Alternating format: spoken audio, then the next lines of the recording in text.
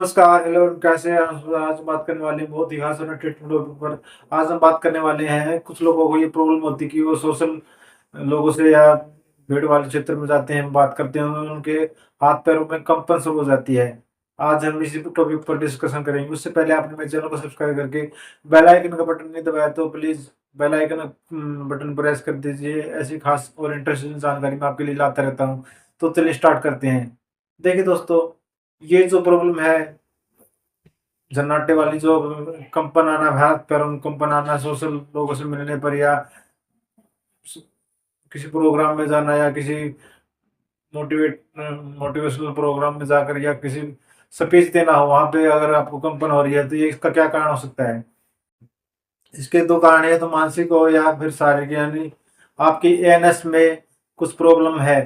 अगर एएनएस यानी automatic nervous system, अगर आपका वो सिस्टम ठीक है, अगर आपके नर्वस सिस्टम में कोई प्रॉब्लम नहीं है, आपकी बॉडी में कोई प्रॉब्लम नहीं है, तो ये आपको ये कारण हो सकता है आपका एंजाइटी का, यानी मानसिक कारण है।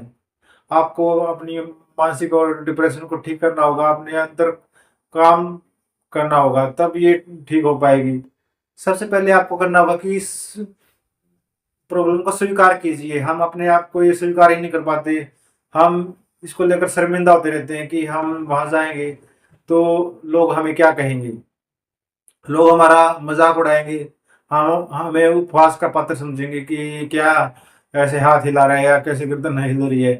तो सबसे पहले आपको जो करना है कि उस भीड़ भाड़ वाले क्षेत्र में जाना शुरू कीजिए, उन लोगों से कम्युनिकेट करना शुरू कीजिए। जब आप अपनी प्रॉब्लम को स्वीकार कर लेते हैं तो आप पाते हैं कि वो प्रॉब्लम बिल्कुल हील होने लगती है। और दूसरा जो है, हमें इसके बारे में पूरे डिटेल में जानना होगा कि किस कारण से हो रहा है, और उसके जो है नेगेटिव पैटर्न जो हमारे अवचेतन मन में बन गए हैं, उन नेगेटिव पैटर्न को तोड़ना होगा। जब हम अपने नेगेटिव पैटर्न को तोड़ेंगे तो ये जो समस्या है वो धीरे धीरे हील होने लगेगी और हमारी जो है पॉजिटिव पैटर्न बनने लगेंगे। जब पॉजिटिव पैटर्न बनने लगेंगे तो हमारी जो समस्या है धीरे धीरे करके खत्म होने लगेगी।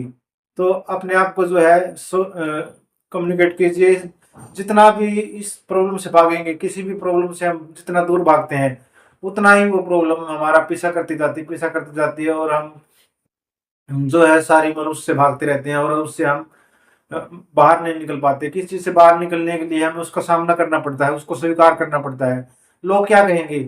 थोड़ी बेइज्जती करेंगे कि इसका हाथ कैसे हिल रहा है। जाइए, लोगों के बीच जाइए, और अगर अगर आप गर्दन हिल रही है तो आप क्या है, थोड़ा सा आप हंसी का पात्र बनाएंगे, लेकिन धीरे धीरे आपको आदत हो जाएगी उन लोगों से, और वो आपको हंसी का पात्र बनाना छोड़ देंगे, और आपकी प्रॉब्लम को भी समझेंगे कि ये स्ट्रेस या एंजाइटी के कारण हो रहा है।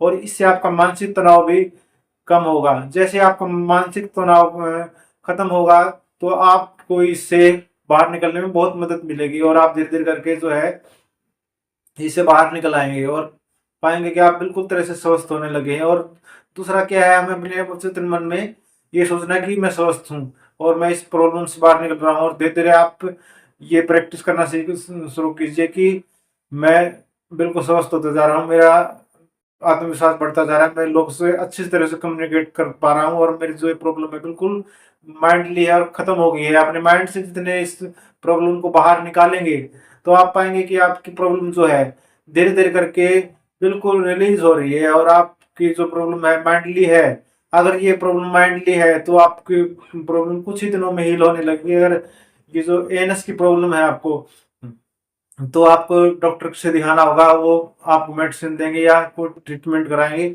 या थेरेपी कराएंगे आपकी जो है, उससे आपको आराम आने लगेगा।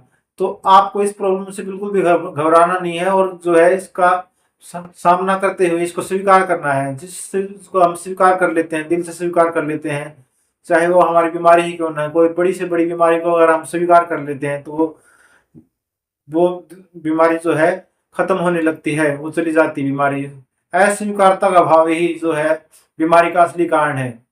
तो अपने आप को स्वीकार कीजिए और अपने कमजोरी पर काम कीजिए, इस पर काम कीजिए कि ये स्ट्रेस, और अपने आप को स्ट्रेस और एंजाइटी से फ्री रखने की कोशिश कीजिए। जितना आप स्ट्रेस फ्री होंगे, ध्यान कीजिए, आप ध्यान करेंगे तो आप पाएंगे कि आपकी नसें, नर्वस सिस्टम बिल्कुल जो है स्टिमुलेट होने लगा है, बिल्कुल रिलैक्स हो जाएंगी सभी नसें। थोड़ी देर ध्यान करने से ही हमारा जो है 72,000 नाड़ियों में जो रिलैक्सेशन होता है वो बहुत ही अद्भुत होता है। सुबह-सुबह ध्यान करना जो हमारे लिए बहुत ही फ़ायदेमंद होता है। जैसे-जैसे हम ध्यान करते जाते हैं हमारा शांति और गहराने लगती है और हमारा जीवन आनंदमय होने लगता है। तो दोस्तों ध्यान करके हम अपने आप को बहुत अच्छा बना सकते हैं और अपनी नसों को, अपने शारीरिक और मानसिक टेंशन को, तनाव को खत्म कर सकते हैं और अपने तनाव को खत्म करके हम एंग्जायटी और स्ट्रेस वाली प्रॉब्लम को तो बिल्कुल ही जड़ से खत्म कर सकते हैं। तो ये हाथों पैरों में कंपन की जो प्रॉब्लम है इसको भी धीरे धीरे हम बिल्कुल जड़ से खत्म कर सकते हैं। तो आपको एक तो ये ध्यान करना है और जो है अपनी प्रॉब्लम के बारे में ज़्यादा सोचना नहीं है और बिना सोचे ही ज़्यादा से ज़्यादा लोगों से मिलिए, वो वहाँ बैठिए, बातचीत कीजिए और इस प्रॉब्लम को जो है बिल्कुल रिलैक्स तरीके से लीजिए कि ये तो प्रॉब्लम नॉर्मल है और ये तो होने दीजिए, इस पे ध्यान देना ही छोड़ दीजिए। जब इसको आप नॉर्मली छोड़ देते हैं तो आप पाते हैं कि आपको कोई फ़र्क नहीं पड़ रहा है इस प्रॉब्लम से। ये प्रॉब्लम धीरे-धीरे आपको अल अलविदा कह देगी, आपको छोड़ के चली जाएगी, क्योंकि इस जब किसी चीज़ से हमें फ़र्क पड़ना बंद हो जाता है तो वो चीज़ हमें इरिटेट करना ही बंद कर देती है।